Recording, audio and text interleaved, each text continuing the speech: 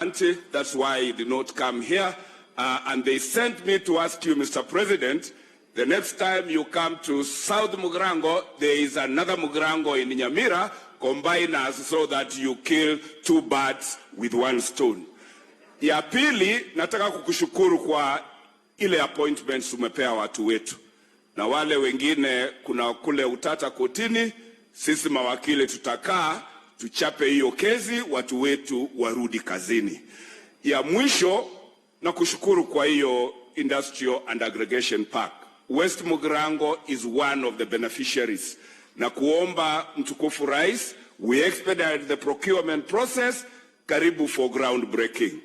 And through you, Your Excellency, may I thank and celebrate our CS of education, particularly for unlocking the Kuwait grant funding that is going to revolutionize the infrastructure of education in Nyamira County.